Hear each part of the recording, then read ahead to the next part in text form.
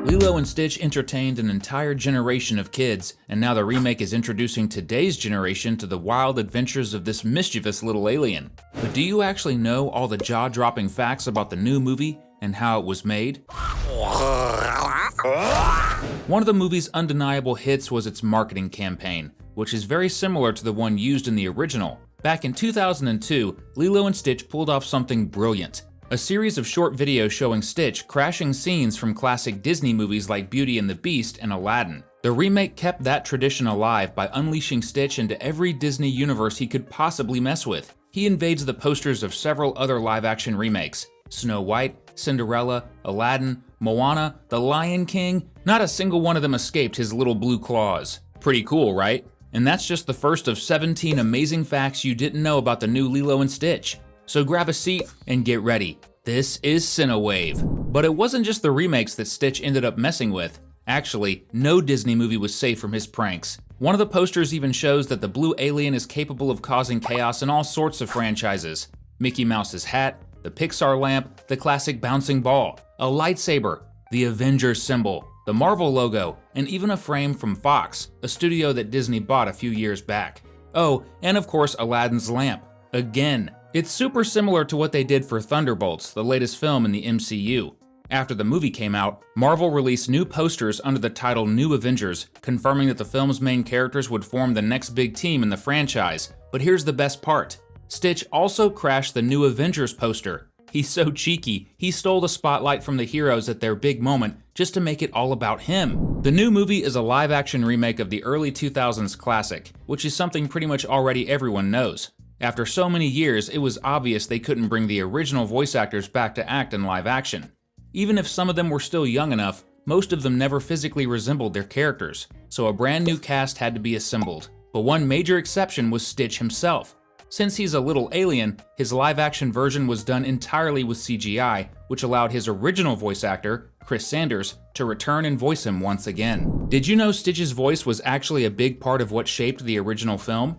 That's because Chris Sanders wasn't just the voice actor, he also co-directed and co-wrote the movie. He's the one who came up with Stitch's design and personality. So yeah, this story literally wouldn't exist without him. In the remake, Chris only returned to voice Stitch, while direction was handed over to Dean Flesherkamp. The remake script was written by Chris Kalani Bright and Mike Van Wise. The live-action remake is a pretty unique case because it ended up becoming way bigger than it was originally supposed to be. At first, it was actually planned to go straight to Disney+, the studio's streaming platform. The reason that changed is because Disney executives saw so much potential in the project that they decided to take a leap and aim for a full theatrical release. It's a lot like what happened with Moana 2, which was originally going to be a Disney+ series until its potential pushed it into becoming a full-on feature film. And it looks like that gamble paid off. Both movies were huge successes. So far, Lilo and Stitch has made $341 million worldwide, and that number is only going to grow with time. A wise person once said, "Successful movies always go through a ton of problems during production."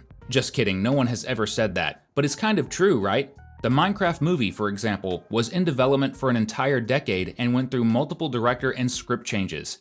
And the Lilo and Stitch remake definitely had its own struggles too. Just before filming was set to begin, on April 16, 2023, a massive fire broke out in one of the set trailers. Thankfully, no one was hurt, but a bunch of costumes were destroyed, with losses estimated at around $200,000. The worst part? It wasn't an accident. At least that's what the police said, classifying it as an act of arson. If you've already seen the new Stitch movie and thought it was a blast, or if you haven't seen it yet and are super excited to watch, drop a comment below with #alien in honor of the most mischievous alien in the galaxy. As crazy as it sounds, the setbacks didn't stop with the fire. Filming officially began on May 1st, 2023, but just 2 months later, everything had to be paused due to the actors' strike that kicked off around that same time. Like many other Hollywood projects, this one had to go on hold for a while. Production only resumed several months later in February 2024, meaning it picked back up the following year. And the difficulties weren't just about accidents or delays, they also involved cast-related controversies. David was originally going to be played by Cahiel Machado, but he was replaced after some of his past prejudice comments came to light. The role ended up going to another actor, Kaipo Dudois. As for the actress playing Nani, Sydney Agudong, she faced a wave of online criticism from people who felt her skin tone was too light for the role, even though she is Hawaiian. Still, the backlash wasn't enough to remove her from the film. One really fun thing is how much Elvis Presley's music is tied to the identity of the animated film. Thankfully, the remake realized it couldn't just erase that or swap out the King of Rock for some modern-day artist, because let's be honest, Elvis is irreplaceable, so the live-action version also features several of his songs.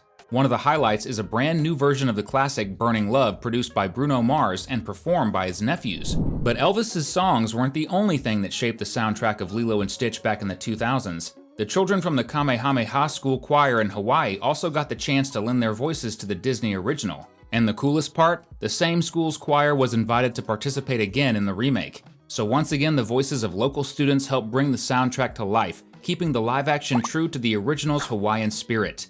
That's honestly such a great move, especially since the whole story takes place in Hawaii. You don't need to be a math genius to notice that the live-action Lilo and Stitch was released a long time after the 2002 animated version.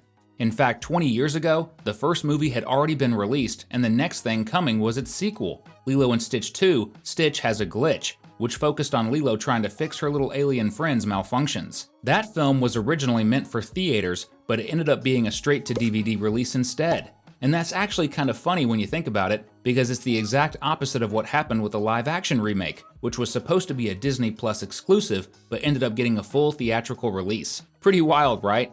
If you're loving these facts, don't forget to hit that subscribe button so you'll never miss our daily videos packed with fun facts about your favorite animated movies.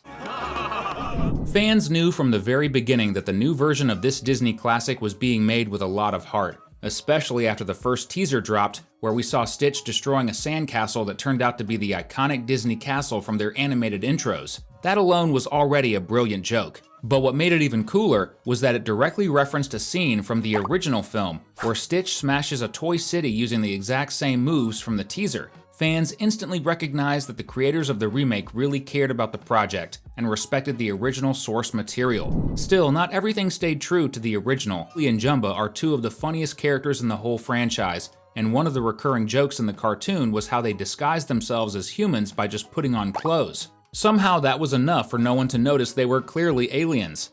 But that part got a big upgrade in the remake. Their disguises are way more advanced now. Instead of just throwing on clothes, they use a shape-shifting device that actually makes them look human. Which, let's be honest, makes a lot more sense. No one in real life would fall for their original cartoon act. That change has sparked a bit of controversy though, especially among longtime fans. A lot of people think their clumsy disguises were part of the original movie's charm and humor, and that this got lost in the new version. Still, it might not even be the 2025 crew's fault. Rumor has it the budget was pretty tight, and keeping both characters fully alien for the entire film would have been way too expensive. And speaking of changes, another detail that stirred up even more debate was about Pleakley. In the original cartoon, he didn't just dress like a human, he often wore wigs and dressed in full-on women's clothing, which added a whole layer of humor to his character. Sadly, that didn't carry over into the live action. This time, Pleakley disguises himself as a man. Sure, he still wears some pretty quirky and sometimes feminine outfits in his human form, but the wigs? Gone. And it almost happened. The remake's director actually posted a video showing a concept design of Pleakley wearing a dress and a wig, and even captioned it, "I tried." So odds are the idea was scrapped because Disney figured today's parents wouldn't be too keen on seeing a male character dressed like a woman in a family film, even though technically Pleakley is an alien. That raises the question, if they had gone through with it, would the actor have worn the dress and wig, or would they have cast a woman to play Pleakley's human disguise? We'll probably never know. Besides Chris Sanders returning to voice Stitch, another familiar face from the original film came back, Tia Carrera, who voiced Nani, Lilo's big sister. But this time around, she's not voicing Nani again. Instead, she plays Miss Kakoa, a social worker who believes Nani is struggling to take care of her little sister. What's interesting is that Miss Kakoa is a completely new character created just for the live-action version, unlike almost everyone else who was pulled straight from the original film. In the 2002 movie, the only social worker we meet is Cobra Bubbles, a former government agent with serious don't-mess-with-me energy. In the remake, he's still working with the government, but he only pretends to be a social worker so he can secretly hunt down Stitch. Meanwhile, Miss Kakoa is an actual social worker, just doing her job the best she can. We've left 2 awesome videos right on your screen, so if you want to keep the fun going with us, just click on whichever one grabs your attention the most. Thanks for watching, and see you next time!